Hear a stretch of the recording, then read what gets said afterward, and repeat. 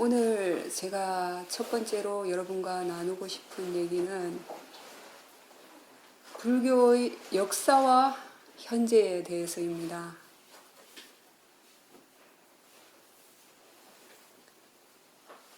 왜 첫 번째로 이 불교의 역사와 현재에 대해서 이제 얘기를 나누어 볼까 하냐 하면은, 이제 언젠가 제가 여기 왔을 때 어느 분이 수행 상담을 하시면서 이제 매일 지장경을 1시간씩 독송을 하신다는 말씀을 하셨는데, 그때 제가 그분께 드리고 싶은 말씀이 있었는데 차마 그 당시에 할 수가 없었습니다. 왜냐하면 제 자신이 불교 중에서도 대성불교에 기반을 한 상태에서 출가를 했고, 또 여러분들 역시 이미 한국 불교를 의지해서 오랜 세월을 보내오신 분들이 있기 때문에 이제 그분들에게 미칠 그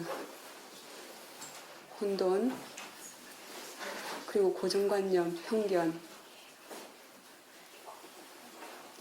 생기지 않을까 해서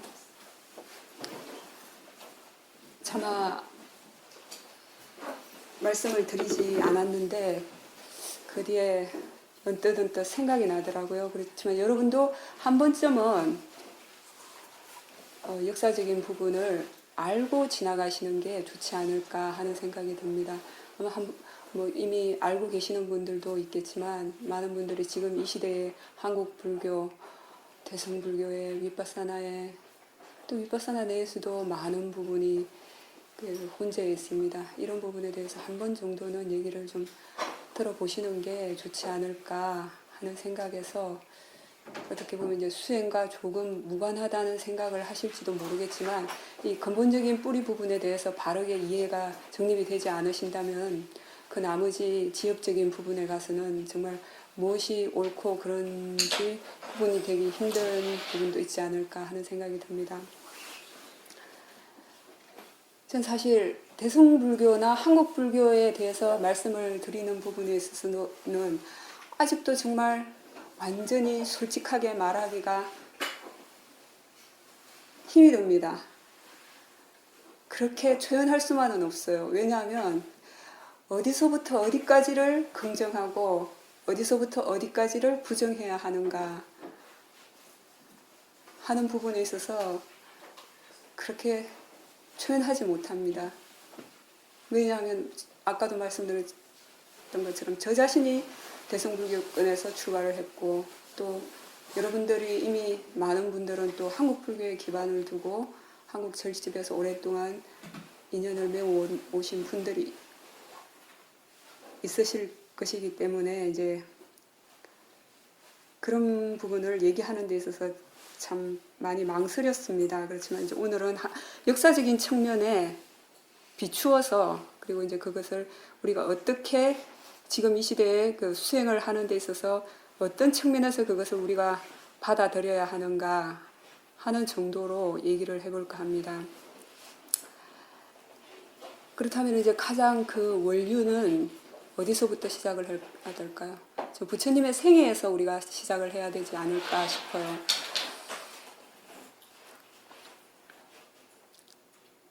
부처님께서는 다들 잘 아시다시피 인도의 어느 한 작은 왕국의 왕자로서 태어나셨습니다. 그래서 이제 부처님께서 탄생하실 때 그 당시에 많은 선인들이 예언을 하기를, 이분은 위대한 전륜성왕이 되든지 아주 위대한 왕이 될 것이다 라는 그런 왕이 될 것이다, 아니면 아주 위대한 수행자가 될 것이다, 지혜가 아주 뛰어난 완전한 지혜를 갖춘 그런 수행자가 될 것이다 라는 그런 예언을 했기 때문에 그 아버지 부왕께서 이 어린 시달타 왕자를 그냥 세상의 허물이나 안 좋은 것들을 전혀 보지 않고 살 수 있도록 키웠습니다. 그래서 뭐 여름에 지낼 수 있는 궁전, 겨울에 지낼 수 있는 궁전, 우기에 지낼 수 있는 궁전 안에 갇혀 이제 그 안에서 완전히 보호된 상태에서 즐길 수 있는 그 세상의 향락을 다 즐기면서 살았습니다. 그런데 이제 부처님은 붓다라는 존재의 바람이를 가진 분과 그 외에 바람이를 가진 분의 가장 첫 번째로 큰 차이점이 뭐냐 하면은 붓다의 깨달음을 얻을 수 있는 바람이를 가진 분은 다른 분들로부터 가르침이나 조언을 듣지 않고 오직 자신의 지혜로 열반으로 가는 깨달음을 얻을 수 있는 길을 발견을 해낼 수 있는 바람일이 갖추어진 분이 붓다입니다. 그 외의 붓들은 단 한마디라도 다른 분들로부터 조언을 들어야지만이 깨달음을 얻을 수 있습니다. 그것이 가장 큰 차이입니다. 아무나 나는 부처 되겠다 해서 부처가 될 수 있는 것이 아닙니다. 그렇게 된 바람이를 갖추기까지는 과거 세세생생 여러 가지 바람이를 닦아야 합니다. 부처님께서는 대표적으로 10바람이를 닦으셨는데 그 중에서 특히 이제 보시바람일은 어느 정도까지 보시바람일을 행하셨냐면은 당신의 아내와 자식까지 보시를 하셨어요. 그런 정도의 바람이를 갖추어야 합니다. 그래서 이제 부처님은 어렸기 때문에 어렸을 때부터 남달랐습니다. 그 아버지께서 여러 가지 불미스러운 일들이나 그런 걸 전혀 보지 않고 키웠음에도 불구하고 부처님은 이제 어떤 벌레 같은 것들이 이제 새가 벌레를 물어가는 장면을 보고서는 여러분은 새가 벌레가 물어가는 장면을 보면 어떻게 생각합니까? 그냥 그런가 보다 하시죠. 이제 부처님은 그것을 당신 자신으로 돌이켜 봅니다. 아, 누구나 다 저렇게 핍박을 받을 수가 있구나. 저렇게 고통을 받을 수가 있구나. 하는 것들을 사유하게 됩니다. 그리고 또 한 번은 농경제에 갔다가 늘 주위에 이제 보모라든지 많은 시종들이 있어서 본다 했는데 그때는 그 사람들이 농경제 축제를 즐기느라고 저쪽으로 가 있고 혼자 나무 아래에서 고요히 잠깐 있을 수 있는 시간을 가졌는데 그때 부처님은 과거 전생에 수행을 오랫동안 해오셨던 바람일 때문에 자연스럽게 당신 자신을 내 몸과 마음을 직관을 하게 됩니다.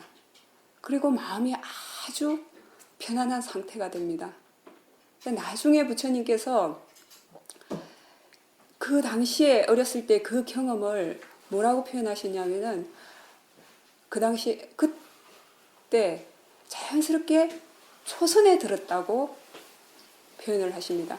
그때는 부처님은 어느 누구에게도 수행하는 사람을 본 적도 없고 수행이라는 얘기를 들은 적도 없습니다. 그렇지만 부처님은 당신이 과거 생생 해왔던 그 수행 바람일에 의해서 자연스럽게 그런 초선에 이르는 그런 고요를 맛보게 됩니다. 그리고는 부처님은 일찍 아버지가 이제 10대 중반쯤에 결혼을 시킵니다. 그리고 세상의 향락을 즐기다가 나중에 이제 20대에 우연히 성문 밖으로 이제 나가서 사람들이 사는 모습들을 구경을 하게 됩니다. 그리고 처음으로 늙어가는 사람, 병들어 있는 사람, 그리고 죽은 사람, 이런 사람들을 보게 됩니다. 그리고 부처님은 충격이었습니다. 편하게 앉으셔도 됩니다. 그래서 옆에 시자에게 묻습니다. 나도 저렇게 늙어갈 수 있느냐? 그 시자가 대답했습니다. 누구나 저렇게 사람은 늙을 수밖에 없습니다. 저렇게 병들 수밖에 없습니다. 그리고 마지막에 보게 된 사람이 수행자였어요. 조용히 탁발을 하는 어느 수행자의 모습을 보고 부처님은 더 이상 그 당시에 즐겼던 그런 향락이나 마을의 세속의 삶에 더 이상 의미를 두지 않고 출가를 하게 됩니다. 출가를 해서 부처님은 제일 처음에는 어떤 그 당시에 선인들이 닦았던 수행을 합니다. 알랄라 깔라마나 우타카라마부타라는 선인에게 찾아가서 그 사람들이 하는 최고의 경지를 아주 쉽게 도달합니다. 그래서 경전에 보면 그 무색계 최고의 선정인 비비상처의 경제까지 선정에까지 이르렀다라고 되어 있는데, 그럼에도 불구하고 부처님은 그 선정이 열반으로 가는 길이 아니다 라고 판단하셨습니다. 번뇌가 남아있다 라고 판단을 하셨어요. 여기에서 부처님은 다시 그곳을 떠나서 당신 나름의 중도를 걸어갑니다. 그렇다면 이제 우리 여기서 한번 주목해 봐야 될 것은, 그렇다면은 그 분명히 비비상처의 선정까지 들었음에도 불구하고 그것이 열반으로 가는 길이 아니라고 말씀하셨어요. 그죠? 그리고 그렇지만 다시 부처님께서는 경전에 선정에 대한 이야기도 나오고, 그 이후에 그러면 부처님께서 열반으로 가는 길에 대한 가르침은 과연 뭐가 다른가? 이 부분에 있어서는 다음에 또 이제 기회가 되면 말씀을 드리겠습니다. 그리고는 아주 혼자 이제 숲으로 가서 수행을 하십니다. 아주 극한 고행을 합니다. 하루에 콩 한 쪽으로 버티기도 하고, 호흡을 참을 수 있는 만큼 참기도 합니다. 부처님께서 나중에 그 당시를 회고하시면서 하셨던 말씀이, 세상에서 할 수 있는 그 어떤 극한 고행보다 이보다 더 극한 고행은 없다 라고 표현을 하셨습니다. 그 정도로 고행을 하셨지만 당신은 깨달음을 얻지 못합니다. 부처님은. 그리고는 이제 강으로 가서 목욕을 하고 생각을 합니다. 이 극한, 이렇게까지 세상 그 어느 누구도 흉내내기 힘들 만큼의 극한 고행을 하고도 깨달음을 얻지 못했다면, 그렇다면 정말 과연 열반으로 가는 길은 무엇인가? 라고 생각을 하셨다가 아주 어렸을 때 농경제에서 나무 밑에서 초선에 들었던 경험을 기억해내십니다. 그리고 그것이 그 길이 열반으로 가는 길은 아닐까 라고 잠시 당신 스스로에게 반문을 해봅니다. 사유를 했을 때, 아, 이 길이 열반으로 가는 길이 맞구나 라고 판단을 하고, 그날 밤에 부처님께서는 드디어 모든 것을 다 아는 지혜를 얻으셨습니다.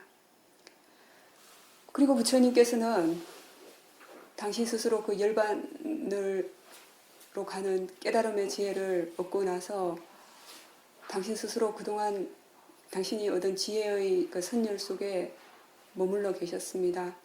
처음에는 부처님께서 법을 설하실 생각이 없으셨다고 합니다. 왜냐하면 도대체 이러한 가르침을 사람들에게 얘기해서 누가 알아듣겠느냐.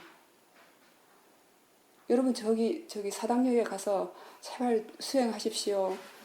수행을 해야 마음이 좋아집니다. 한번 얘기해 보십시오. 그 사람들이 뭐라고 얘기하는지.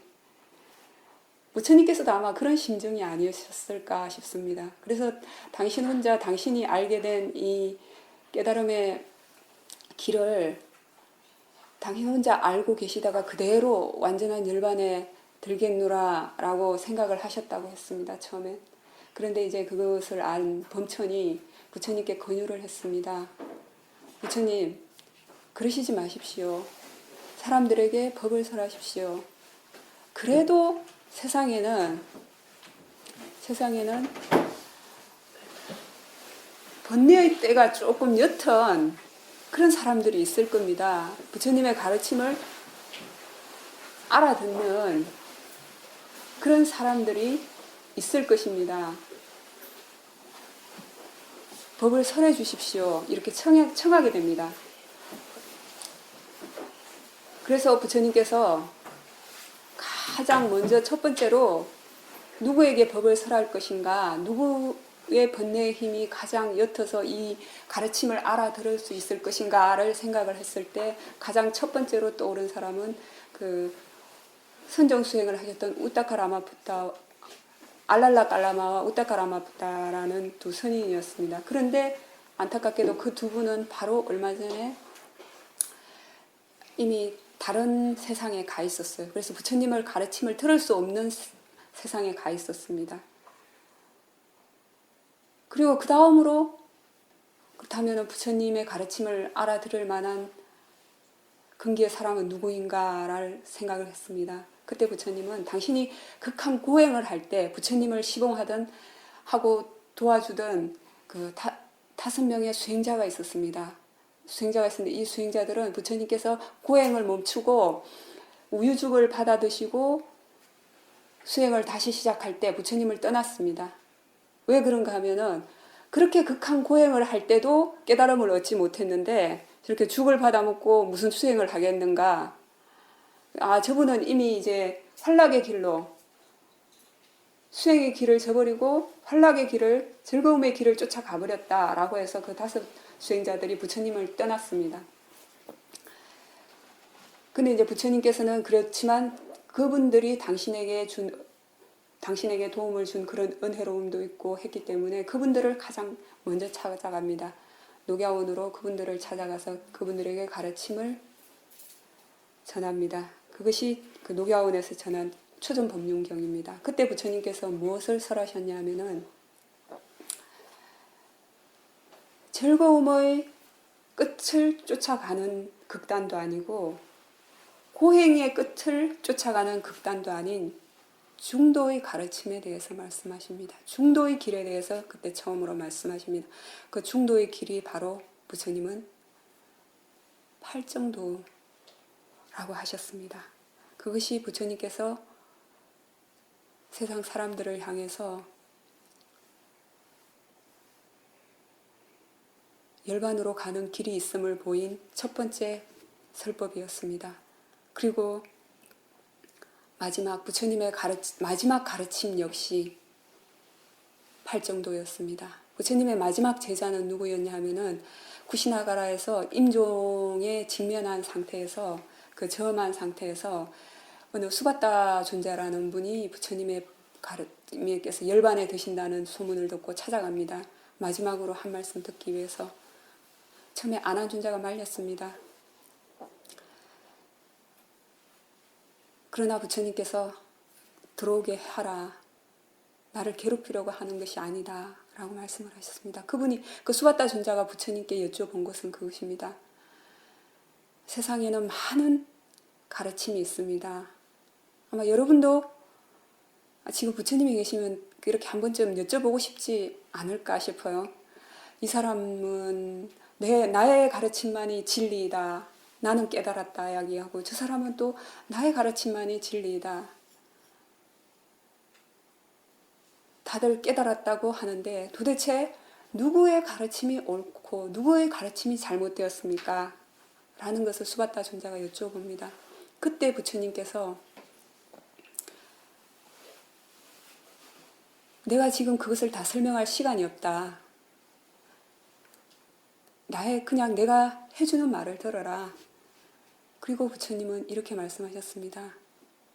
그 어떤 단체에서건 그 어떤 가르침 속에서건 팔정도가 있다면 거기에는 수다원 성인이 있을 수 있고 사다함 성인이 있고 아나함 성인이 있고 아라한 성인이 있다. 라고 말씀하셨습니다. 그 말은 팔정도가 바로 진리로 가는, 열반으로 가는, 깨달음으로 가는 그 유일한 길임을 말씀을 하셨습니다. 그리고 부처님은 내가 간다고 해서 너희들의 스승이 없어졌다고 생각하지 말아라. 지금부터 너희들의 스승은 법과 유리다. 라고 말씀하셨습니다. 그리고 마지막으로 방일하지 말고 정진해라. 방일하지 말고 수행해라.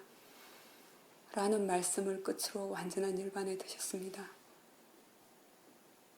이 방일하지 말고 정진해라 라는 의미는 한순간도 게으르지 말아라 라는 뜻입니다. 여러분, 왜 방일하지 말아야 할까요? 왜 한순간도 게을리하지 말아야 할까요? 오늘 수행 못하면 내일 하면 되지 않을까요? 아침에 좀 시간 있을 때 좀 챙기고 이따 점심 먹고 또 좀 시간 나면 또 챙기고 또 못 챙기면 또 저녁에 가서 챙기면 되지 않을까요? 왜 부처님께서 사실 방일하지 말고 정진하라라는 말을 부처님 45년 가르침 속에서 가장 많이 사용하신 말이라고 합니다. 왜 그렇게 그 말을 강조하셨을까요? 이 말을 왜 그렇게 하셨다고 어떻게 생각하세요? 왜 한순간도 놓치지 말라고 하셨을까요? 놓치면 어떻게 될까요? 놓치면 어떻게 되길래 왜 방일하지 말라, 왜 한순간도 놓치지 말라고 하실까요? 자신을 잊어버려서 그렇습니다. 응? 자신을 잊어버린다. 뭐 약간의 한 10점. 놓치게 되면 어떻습니까, 여러분? 안 놓쳐도 사띠가 있어도 번뇌가 있을 수 있지만 놓치면 100% 번뇌입니다. 놓치는 순간은 100% 번뇌이기 때문에 100% 어리석음이기 때문에 100% 모하이기 때문에 부처님께서는 방일하지 말아라 라는 말을 그렇게 많이 강조를 하셨습니다. 그리고 부처님께서 열반에 드셨다는 소식을 듣고 부처님의 제자 중에 그 두타 수행을 많이 하신 분으로 알려진 마하가사파 존자께서 부처님께서 열반에 드신 곳으로 가기 위해서 오는 길에 어떤 한 무리의 비구들을 만나게 됩니다. 근데 그 비구들은 아주 기뻐서 춤을 추고 있었어요. 왜냐하면 이제야 우리에게 이것 하지 말아라, 저것 하지 말아라, 이렇게 해라, 저렇게 해라 하던 그 부처님께서 가시고 이제 그 잔소리로부터 우리가 해방이 되었다. 이제 우리는 좀 자유롭게 살 수 있게 되었다. 라고 말하는 비구들을 만나게 됩니다. 비구스님들을. 비구들을 만나보고 마하가사파 존자께서 부처님께서 이제 겨우 열반에 드셨는데 벌써부터 이러한 무리들이 있구나. 그래서 그 마하가사파 존자께서 결집을, 부처님의 가르침이 무엇인가라는 것에 대한 그 결집을 할 결심을 하십니다. 그리고 부처님의 화장 절차나 그런 장례 절차가 다 끝나고 나서 500명의 아라한 비구스님들을 모읍니다. 모아서 부처님께서 살아생전에 가르치셨던 내용들을 정리를 합니다. 사람들에게 부처님 그 당시에 부처님께서는 귀족들의 언어를 사용하시지 않고 누구나 다 알아들을 수 있는 서민들의 언어를 사용하셨어요. 서민들의 언어를 사용하셨기 때문에 이 서민들의 언어인 빨리어는 문자가 없었어요. 글자는 없고 말만 존재했습니다. 그래서 그 가르침이 전성되려면 암송하는 수밖에 없었어요. 그래서 경전을 일정한 길이에 맞추어서 암송해서 전할 수 있게끔 그렇게 책에 이제 문장을 다듬고 하는 작업을 500명의 비구스님들이 합니다. 그래서 이제 그때 만들어진 이제 경장이 이제 오부니까야로 지금도 전해지고 있습니다. 남방 쪽에. 그 오부니까야는 이제 다 아시는 분은 아시겠지만 이제 혹시 모르시는 분을 위해서 제가 이제 말씀을 드리겠습니다. 그때 경전을 분류할 때 어떤 식으로 분류했냐면은 가장 길이가 긴 경전들을 모았습니다. 그 길이가 가장 제일 긴 경전들을 모은 것이 디가니까야입니다.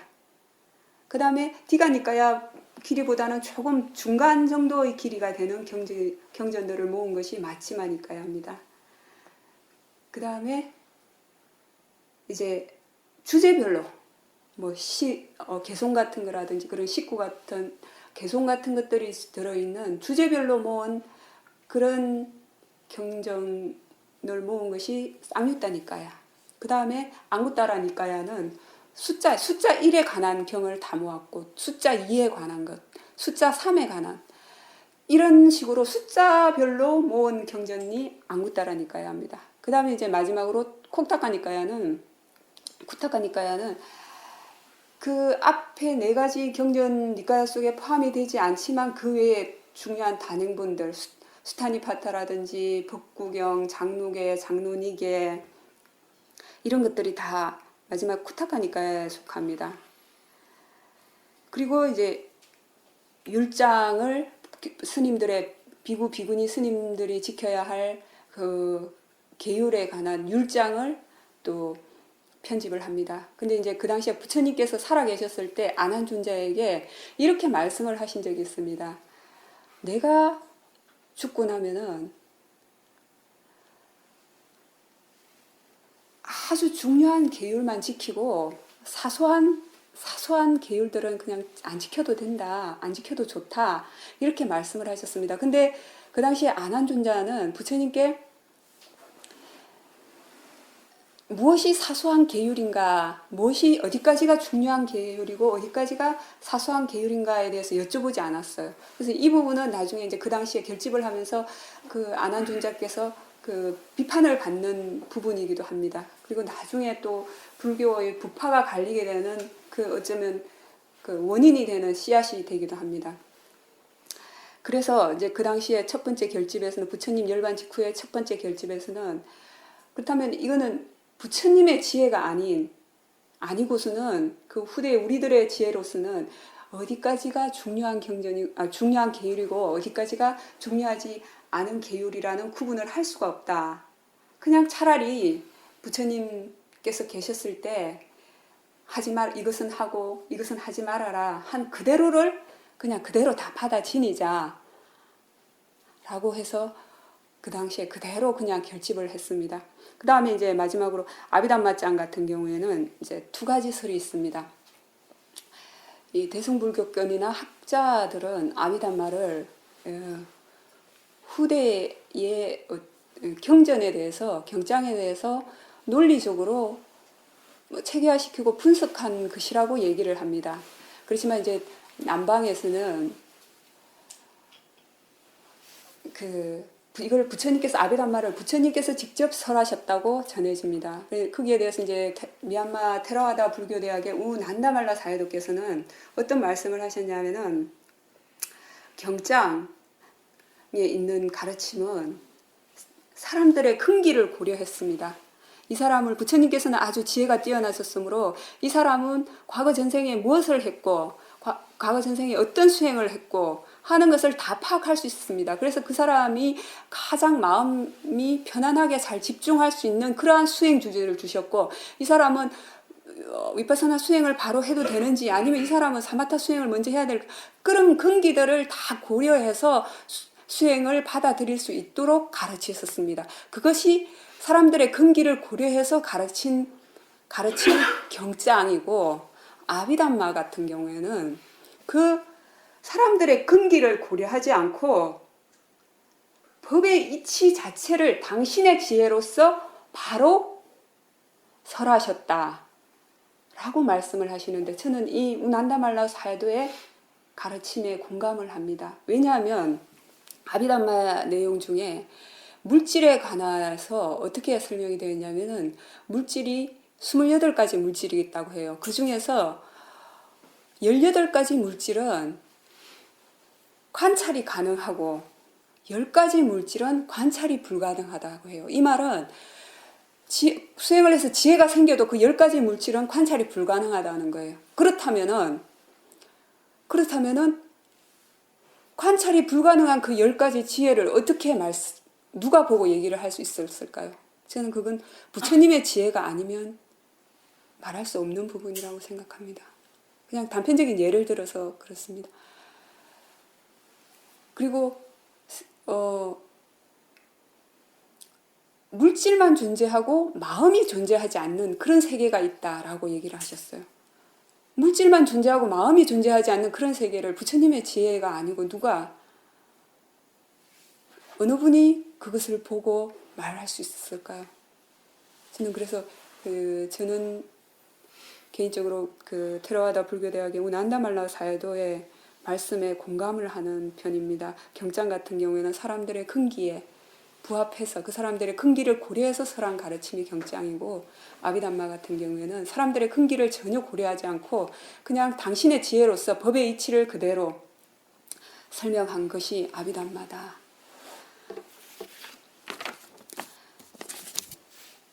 그리고 이제 부처님의 가르침이 이제 그렇게 해서 결집을 통해서 이제 그리고 그 남아있던 부처님의 제자들을 통해서 계속 전해 내려오다가 부처님께서 열반에 드신 한 100년 후쯤에 그 어느 지역에서 계율을, 스님들이 지키는 계율을 얼마만큼 철저하게 지켜야 하는가 이에 대해서 논쟁이 붙었습니다.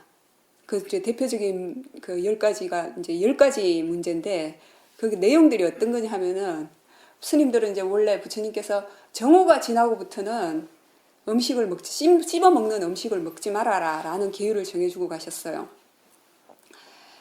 물 종류나 뭐 음료수 종류 그런 것은 마셔도 씹어 먹는 것은 12시가 지나고부터는 먹지 말아라 했는데, 한 무리의 스님들이 여행을 갔다가 오고 나니까 해가 정오에서 조금 지나버린 거예요. 정오 정중앙에서 조금 지나버렸어요.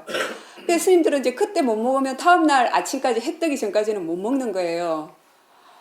그러니까 여행을 먼 길을 걸어온 상태지 너무 허기지고 하니까 이제 이분들이 주장을 하기를, 우리 해가 정오에서 손가락 한 마디 만큼까지는 허용을 하자. 점심 먹는 걸 허용을 합시다. 뭐 또 어떤 문제가 있었냐면은, 이제 스님들이 저장해야 될 수 있는 게 이제 약품, 뭐 약 종류 그런 종류인데 그밖에 없는데, 그리고 의복 한 벌, 가사 한 벌, 뭐 그런 것인데, 그다음에 이제 물 종류 그런 것인데, 소금 정도는 좀 비축을 하고 삽시다. 소금 정도는 허용을 하고 삽시다. 또 한 가지는, 뭐 절을 짓기 위해서나 이런 목적으로는 이 금이나 은이나 이런 돈도 좀 보시받읍시다. 이런 10가지 문제를 주장하는 스님들이 생겼어요. 그래서 막 논쟁이 크게 붙었습니다. 그래서 그 장로 비구 스님들이 모여서 회의를 했습니다. 그 10가지 문제가 과연 법다운가, 부처님의 가르침에 적법한가 라고 논쟁이 붙었어요. 근데 이미 첫 번째 결집 당시에 그 부처님께서 소수견은 지키지 말라고 하셨지만은 어떻게 결정을 내렸냐요. 결국 우리의 지혜로는, 부처님의 지혜가 아니고 우리의 지혜로는 어디까지가 중요하고 어디까지가 안 중요한지 판단할 수 없다. 그냥 그대로 지니자 해서 첫 번째 결집에서 지켰던 것처럼 이 10가지 문제는 법이 아니다. 비법이다. 허용을 하지 않는 것이 바람직하다. 라고 결정을 내리게 됩니다. 그리고 이 장로회의에서, 장로 비구스님들의 회의에서, 이렇게 되다가는 부처님의 가르침이 점점 더 훼손될 염려가 있다. 다시 한번 부처님의 가르침을 확인하는 그런 자리를 마련하자 해서 두 번째 결집을 그 자리에서 하게 됩니다. 한 700명의 비구스님들이 모여서 두 번째 결집을 하게 됩니다. 그 두 번째 결집을 이제 한 것이 상자부 결집입니다. 그런데 조금 전에 10가지 그 계율을 조금 완화해서 좀 느슨하게 지키자는 주장을 했던 무리의 비구 스님들이 그 상자부 스님들의 결정에 동의를 하지 않습니다. 동의를 하지 않고 다시 따로 무리를 이루어서 본인들은 따로 결집을 합니다. 이게 이제 이쪽이 숫자가 더 많아서 이쪽이 대중부라고 불렸어요. 다시 결집을 하는데 자기네들이 상자부 스님들의 결집 내용에 동의하지 않고 따로 결집을 하는데, 동의하지 않았기 때문에 어떻게 했겠어요? 본인들 입맛에 맞게 살짝 고칩니다. 조금씩 완화시키고 융통성을 좀 부리기 시작했습니다. 너무 지키기 어려운 것 조금 완화시키고 해서 좀 융통성을 부려서 고치고 싶은 걸 살짝 고쳐서 따로 결집을 했는데, 이것이 이제 불교 교단에서 가장 첫 번째로 생긴 그 근본 분열이라고 표현하는데, 부파가 나뉘어지게 된, 교단이 분열되게 된 첫 번째 계기가 됩니다. 이때 이렇게 살짝 고쳐서 만들어 결집을 만들고 결집을 하고 경전을 만들고 했던 여기에서부터 불교 아닌 불교인도 불교 아닌 불교 같은 불교가 발생을 하게 된 계기가 됩니다. 시작은 이 정도였습니다. 해가 손가락 한마디에서 지나갈 때만큼은 밥 먹자. 뭐 절을 짓기 위해서는 돈 좀 받자, 보시 좀 받자. 뭐 소금 정도는 비축하고 살자. 시작은 여기에서부터 시작했습니다. 그리고 다시 이제 한 100년이 더 지난 시점에서는 이미 이제 불교 교단이 아주 많이 나뉘어지게 됩니다. 상자부 불교권 내에서는 부처님의 가르침을 가능하면 보수적으로 있는 그대로 지키자라고 한 보수 상자부 불교권 내에서도 서로 우리가 정통이다라는 주장 등을 하면서 거기서도 부파가 좀 나뉘어지게 되고, 이 대중부는 이미 융통성을 부리했기 때문에 어떻게 했어요? 더 이미 뭐 그쪽은 더 많은 분열이 일어나게 됩니다. 더 많은 부파가 나뉘어지게 됩니다. 뭐 교리 해석에 대한 것이나 계율을 지키는 뭐 그런 부분에 대해서 의견들 때문에 부파가 많이 나뉘어지게 됩니다. 그리고 부처님께서 열반하신 한 200년쯤 후에 유명하신 인도 제국을 최초로 통일한 아소카대왕이 나타납니다. 이 아소카대왕이라는 분이 인도를 최초로 통일할 만큼의 그 전쟁을 많이 일으키고 한 분이었기 때문에 굉장히 뭐 좋게 말하면 용감무싹했지만은 나쁜 쪽으로 표현하면 포악했던 거예요. 그렇기 때문에 전쟁에서 무수한 사람들을 죽이고 하는 일을 통해서 인도 전체를 통일을 했던 거예요, 최초로. 그런데 어느 날 어떤 어린 사미 스님이 경전을 암송하는 소리를 듣고, 과거에 바람일이 있었던 탓인지 어떤 법에 대해서 아주 깊은 이해를 하게 됩니다.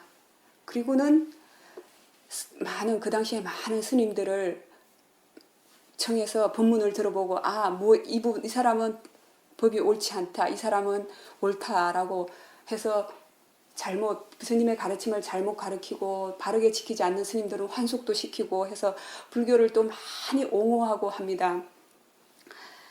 이 아소카 대왕이 했던 업적 중에, 불교를 옹호하는 업적 중에 많은 분들이 첫 번째로는 그 당시 스님들을 많이 보호하고 보시하고 하는 것들도 했지만은, 또 한 가지는 그 당시에 이제 1000명의 스님들을 모아서 다시 한번 세 번째 결집을 합니다. 왜냐하면 이미 또 이제 부처님의 가르침이 많이 변질되고 있었기 때문에 다시 한번 세 번째 결집을 부처님 한 200년 후에, 열반 후 200년 후에 다시 한번 이 아소카 대왕에 의해서 세 번째 결집을 하게 됩니다. 그리고 이제 아비담마짱, 논짱이 다 후대의 경장에 대해서 논리적으로 재해석한 것이다 라고 주장하는 분들은 아비담마가 이때 결집에 포함이 되었다고 주장을 합니다. 그리고 아소카 대왕의 그 업적 중에 한 가지는 한 9개 지역으로, 그 당시에 부처님의 가르침이 전해지지 않았던 9개 지역으로 포계사를 보냅니다. 깨달음을 얻은 지혜가 뛰어난 스님들을 보냅니다. 그 중에는 당신의 아들 마힌다 장로도 계신데, 이 마힌다 장로 같은 경우에는 스리랑카로 갔습니다. 스리랑카에 가서 그 당시에 그 왕이라든지 그 귀족들에게 가르침을 전하셔서 그 스리랑카 불교가 융성하게 되는 그 토대를 마련하게 됩니다. 그리고 동남아 쪽, 이런 쪽으로 아소카 대왕께서 다 불교를 전파를 하셨어요. 결국 나중에 이제 인도 불교가 망하고 나서, 완전히 소멸되고 나서 살아남은 불교가 뭐냐면은 이때 전파된 그 스리랑카 불교라든지 동남아 쪽의 불교들이 살아남게 됩니다. 그 이후에 이제 네 번째 결집에서는 그 주석서에 대한 결집이 있었다고 이제 전해집니다. 그러면서 불교는 이제 점점 더 부파도 나누어지고, 결국은 그 융통성을 발휘하기 시작한 불교는 어떤 새로운 불교 운동까지 일으키게 됩니다. 바로 대성불교를 내세우게 되는데, 대성불교의 시작은 그거였습니다. 스님들이 너무 안일하게 본인 개인 수행의 완성에만 치우친다. 개인 수행보다는 대중을 구원하는 것이 먼저다. 그리고 부처님만 부처가 되느냐? 우리도 부처가 되겠다. 우리도 보디사트바가 되겠다. 그러니까 보디사트바라는 말은 여러분들이 우리 보살님 하죠. 이 보살이란 말의 무게를 아신다면 참 어쩌면 보살이라고 불리던 게 무서울 수도 있습니다. 사실은 이 이제 보디사트바라는 말이 이제 우리나라로 음력으로 중국을 통해서 이제 음력되면서 우리나라에서는 이제 보살이라는 표현으로 약간 음이 변형되어서 음력되었는데, 이것은 붓다의 바라미를 가진 분이 붓다가 되기를 소원하고 그 수행해 가고 그 바라미를 완성시켜 가는 그 과정을 보디사트바라고 합니다. 보살이라고 합니다. 여러분들 그 무게 이름에 걸맞게 사시려면 열심히 정진하셔야 됩니다. 그런데 이제 이 대승불교에서는 우리도 보살이다, 우리도 보디사트바다, 우리도 붓다가 되겠다. 그러면서 아라한은 번뇌가 다하지 않았다, 이런 주장까지 하게 됩니다. 실제로 이제 부처님께서는 어떻게 가르치시냐면 아까 잠깐 말씀을 드렸던 것처럼 부처님도 번뇌가 다했다. 아라한도 번뇌가 다했습니다. 단지 차이는 뭐냐면은 부처님의 지혜는 당신 자신의 누군가의 가르침을 듣지 않고 당신 자신의 바람일에 의해서 번뇌를 완전히 벗어나는 깨달음을 얻었을 때 붓다라고 부를 수 있는 것이고, 아라한은 누군가로부터 단 한마디라도 가르침을 들었을 때 깨달음을 얻을 수 있는 바람이, 그거 차이입니다. 그리고 두 분 다 번뇌는 다 하셨지만 지혜에 있어서는 차이가 있습니다. 부처님의 지혜는 완전한 깨달음의 지혜라고 표현하셨습니다. 그렇지만 이제 아라한 같은 경우에는 각자의 바라밀에 따라서 지혜의 차이는 있는 것입니다. 그렇지만 번뇌는 다 한 상태. 그 예로 부처님께서 처음에 5비구를 가르치셔서 그 5명의 비구 스님들이 완전히 다 번뇌로부터 벗어나는 아라한의 지혜를 얻었을 때 부처님께서는 이렇게 말씀하십니다. 이 세상에 나를 포함해서 아라한이 6명이 있다 라고 말씀을 하셨습니다. 그 말은 무엇입니까? 부처님 당시 아라한이라는 말은 번뇌가 다한 자를 일으킨 표현하는 말이라는 거죠. 그죠? 근데 이제 대성불교를 주장하는 사람들은 아라한은 번뇌가 남아있다. 그러니까 지혜가 아직 다하지 않아서 번뇌가 남아있다. 그래서 이제 그 성문영각 보살 해가지고는 그 성문을 이제 그 당시에 부처님 직계제자인 됐고 제일 한 3번째 단계에 둡니다. 번뇌가 다하지 않은 그런 상태로 이런 주장들을 하고 새로운 불교를 이제 주장을 합니다. 그리고 이제 본인들 입맛에 맞는 경전도 창작을 해냅니다. 처음에 경전을 창작하기 시작했을 때는 그래도 이제 초기 경전에서 좀 가르침을 좀 가져오고 또 특정한 부분에 있어서는 자기네들이 마음대로 바꾸고 하는 식으로 경전을 창작했습니다. 그렇게 만들어진 대승 경전들이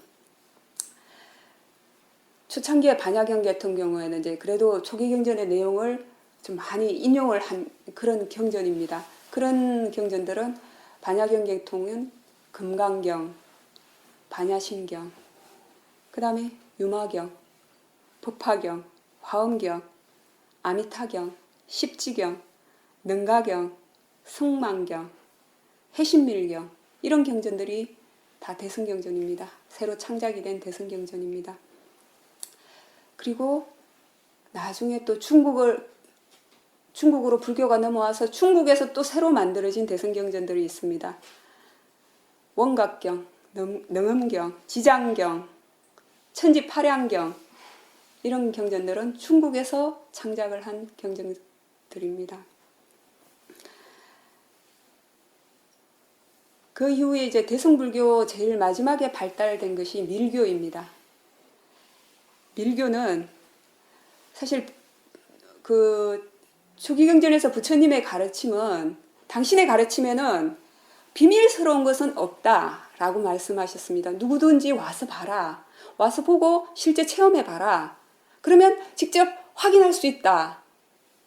나의 가르침은 비밀스러운 것이 하나도 없다라고 분명히 말씀하셨어요. 그렇지만 대승불교 마지막에 일어난 밀교에서는 드디어 비밀스러운 불교까지 발생을 하게 됩니다. 탄생을 하게 됩니다.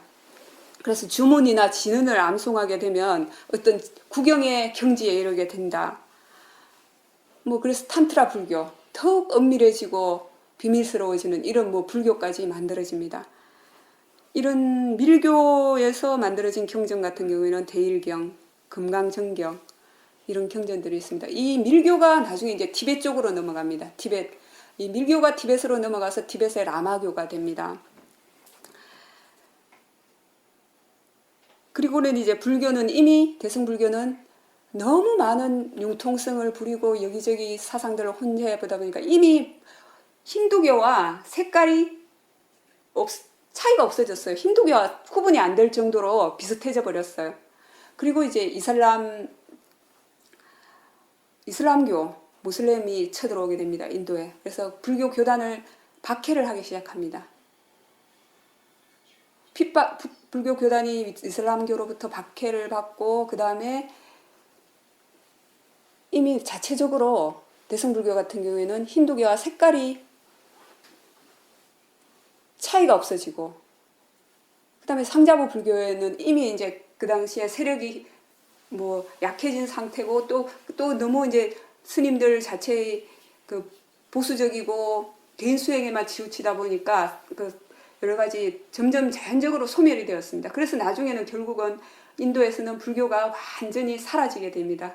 그렇지만 이제 이때 살아남은 불교가 아소카 대왕이 전파를 했던 스리랑카 상자부 불교가 살아남았습니다. 그리고 동남아 쪽에 태국, 미얀마, 라오스 이런 쪽에 상자부 불교, 테라와다 불교가 살아남게 됩니다.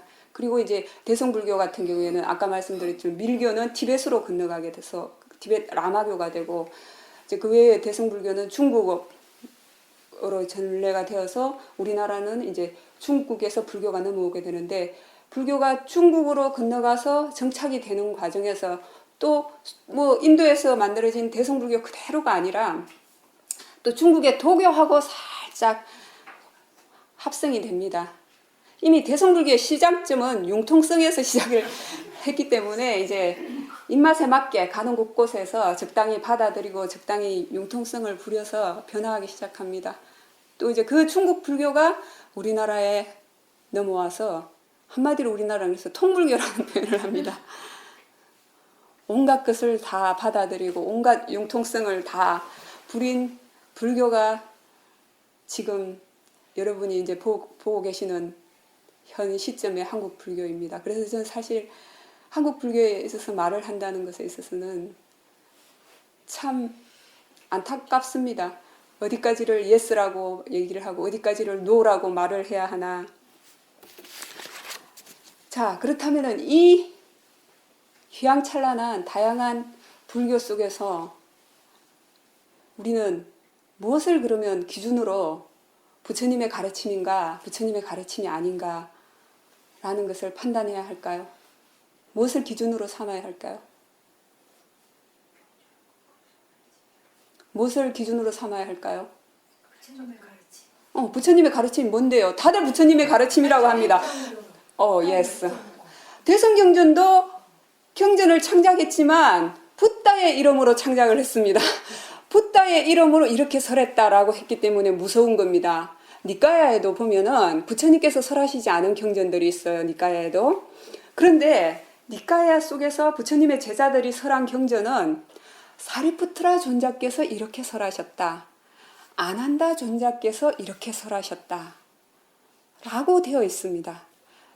그분들의 제자들이 설하셨지만 부처님의 가르침과 조금도 다르지 않게 가르쳤기 때문에 그대로 경전에 너무나 잘 설명을 하셨기 때문에 경전에 포함시켜서 결집을 했던 겁니다. 그렇지만 대승경전은 모든 것을 다 붓다의 이름으로 부처님께서 이렇게 설하셨다. 그 형식도 니까야 속에 있는 시작되는 그거와 똑같습니다. 어느 때 어느 장소에서 부처님께서 이렇게 설하셨다. 이렇게 되어 있습니다. 그렇기 때문에 무서운 것입니다. 그래서 우리는 판단 기준을 가져야 합니다. 그 판단 기준은 부처님께서 초전법륜경에서부터 마지막 가르침까지 대반열반경에서 하셨던 마지막 가르침까지 일관되게, 그리고 오직 유일한 길, 부처님은 그 길이 유일한 길이라고 표현을 하셨어요. 바로 팔정도의 길입니다. 그 팔정도의 길을 부처님께서는 중도의 길이다 라고 표현하셨어요. 그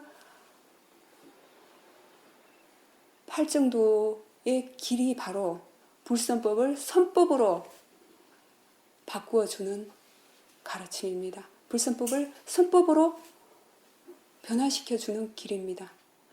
불선법을 선법으로 변화시키려면 가장 첫 번째로 무엇이 있어야 할까요? 첫 번째로 무엇이 있어야 할까요? 불선법을 선법으로 바꾸려면 첫 번째로는 사띠가 있으면 왜 사띠가 있어야 돼요? 왜 사띠가 있어야 할까요? 사띠가 무슨 역할을 합니까? 뭘 알아차려요?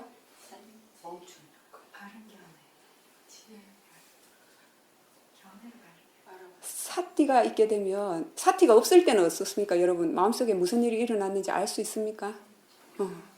사띠가 있어야지 자기 현재 마음에서 좋은 마음이 있는지 나쁜 마음이 있는지 선법이 있는지 불선법이 있는지를 알 수가 있는 겁니다. 첫 번째로는 사띠가 있어야지 선법이 있는지 불선법이 있는지 알 수가 있는 겁니다. 사띠 하나만으로는 불선법이 선법으로 전환이 되나요? 안 되죠. 또 뭐가 함께 해야 합니까? 바른 견해. 바른 견해를 우리는 처음에는 알 수가 없어요. 무엇이 바른 견해인지, 무엇이 그러고 바른 건지도 모르겠는데, 그 무슨 바른 견해를 어떻게 적용해야 할까요? 첫 번째로는 보고 듣는 지혜로부터, 보고 듣는 먼저 수행을 해서 견해가 바른 스님들, 바른 분들의 가르침을 듣는 것에서부터 시작을 할 수 없어요. 밖에 없어요. 그 듣는 것이 잘못되면 하는 것도 잘못되게 됩니다. 그래서 그 바른 가르침을 듣는 게 중요하고 그 바른 가르침의 견해를 적용하는 게 중요합니다. 그래서 수행을 시작할 때 적용해야 될 가장 첫 번째 바른 견해는 뭡니까? 응? 내가 아니다. 내가 아니다라고 해서 그게 받아들여져서 적용을 할 수 있으면 괜찮아요. 또 나에 대한 집착이 너무 강한 사람들은 교회 다니는 분한테 이 몸을 내가 아니다라고 생각하십시오. 해보세요. 그 사람들 받아들일 수 있는, 나에 대한 집착이 너무 강한 사람들은 이 내가 아니다라는 무아에 대한 이치를 적용을 못합니다. 거부감이 심해서. 그래서 부처님께서, 사해도께서, 떼자니아 사해도께서 말을 살짝 바꾸셨어요. 서양 사람들을 접해보시고, 그렇다면은 이 보편 자연적인 현상이라고 생각을 해라. 부처님께서도 그러셨어요. 당신은 진리를 창조한 것이 아니다. 당신은 단지 진리를 발견했다. 그 말은 무엇입니까? 보편적으로 존재하는 법칙이라는 뜻이죠. 단지 이것을 어느 측면에서 바라보느냐, 번뇌의 눈으로 보느냐, 지혜의 눈으로 볼 수 있느냐, 그 차이인 거예요. 근본 원리라는 뜻이에요. 그죠? 그래서 가장 수행을 시작할 때 가장 첫 번째로 적용해야 될 지혜는 내가 아니다. 이 자연의 현상이다. 자연의 법칙이다라는 견해. 그리고 또 한 가지, 알아차려지는 대상이다. 라고 할 때 우리는 객관적으로 볼 수 있게 됩니다. 객관적으로 볼 수 있고, 객관적인 관찰이 가능합니다. 사띠와 함께 이 바른 견해가 반드시 함께 작용을 해야 합니다. 그 내용을 보게 되면은 번뇌가 일어나지만, 조금 전에 나를 괴롭혔던 누군가를 떠올리면 그 내용을 보면은 번뇌가 작용을 하지만, 이 두 가지 사띠가 있고 이것은 자연적인 현상이고 알아차려지는 대상이다 라고 생각을 했을 때 여러분 마음은 편해집니까? 안 편해집니까? 그건 더 이상 사람이 아닌 거예요. 그냥 생겨났다 사라지는 자연적인 현상일 뿐인 거예요. 그럴 때 마음은 고요해지나요? 안 고요해지나요? 그랬을 때 마음이 고요해지는 겁니다. 그것이 바로 사마디입니다. 그 안정되고 고요해지는 그 마음이 바로 사마디예요. 이런 사띠와 지혜, 그리고 마음의 안정감이 유지되기 위해서는 일상에서 반드시 지켜져야 하는 것이 있어요. 말에 대한 것. 해야 할 말을 하고 안 해야 할 말을 안 해야 합니다. 그것이 부처님께서는 바른 말이라고 했어요. 잘못된 말이 있기 때문에 바른 말이라는 표현을 하신 거예요. 일상에서 이 바른 말, 바르지 못한 말을 구분하려면 역시 마찬가지로 사띠가 있어야 합니다. 지혜가 있어야 합니다. 그리고 이 사마디가 계속 유지되도록 하기 위해서는 또 행위를 바르게 해야 됩니다. 그리고 생계를 유지하는 데 있어서 여러분들은 바른 것을 해야 합니다. 바르게 생계를 유지해야지만이 마음이 안정되고 고요할 수 있습니다. 바르지 못한 생계 유지 같은 경우에 어떤 거냐 하면 부처님께서 하지 말라고 하는 거. 도살해서 생계를 유지하는 거. 사람들 정신을 혼미하게 하거나 나쁜 영향을 미치는 술이나 마약을 파는 일. 그 다음에 뭐 여자를 보시하는 이런 거는 보시에도 하지 말라고 하셨어요. 그 다음에 낚시 같은 거. 사람을 살생하는 그 무기 같은 걸 판매하는 거. 이런 걸 통해서 생계를 유지하는 것은 바르지 못합니다. 제가 불자 여러분이라 하더라도. 그 다음에 앞에서 말한 이런 6가지가 지금 이미 팔정도에서 말한 부처님께서 말한 사띠, 지혜, 사마디, 바른 말, 바른 행위, 바른 생계. 이 지혜수는 첫 번째 바른 견해, 바른 지혜 속에는 한 가지 더 있습니다. 바른 사유, 두 번째 팔정도. 바른 사유 역시 지혜에 같이 포함이 됩니다. 지혜를 바르게 사유하지 않으면 바르게 적용할 수 없어요. 그래서 바른 지혜는 늘, 바른 견해는 바른 사유와 함께 작용이 되어야 됩니다. 그래서 팔정도에서 이 첫 번째 바른 견해와 바른 사유를 부처님께서는 지혜의 영역에 포함된다라고 하셨어요. 그 다음에 바른 말, 바른 행위, 바른 생계를 유지하는 이 부분은 계에 해당하는 부분에 포함을 시켰어요. 그 다음에 이 7가지를 지속적으로 하기 위해서는 지속적으로 이어지게 하고자 하는 바른 노력이 있어야 합니다. 이것이 팔정도의 6번째 바른 노력입니다. 그 바른 노력을 부처님께서는 어떻게 표현하셨냐면은 이미 생겨난 불선법은 사라질 수 있도록 노력해라.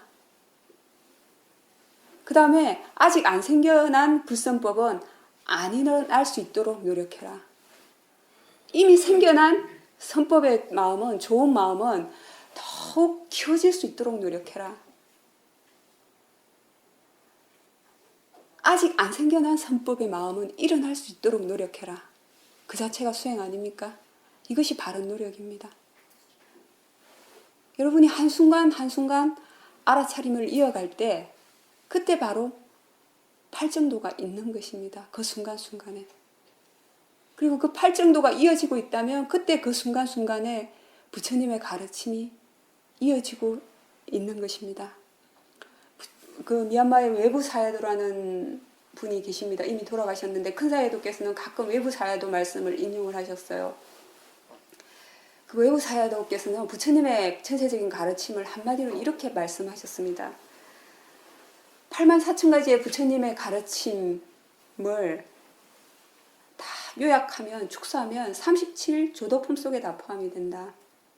이 37조도품은 팔정도 속에 다 포함이 된다.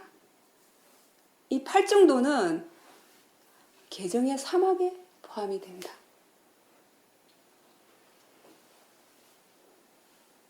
이 개정의 사막이 이어질 때 여러분은 불법을 전파하고 있는 것이고 불법이 그 순간에 이어지고 있는 것입니다.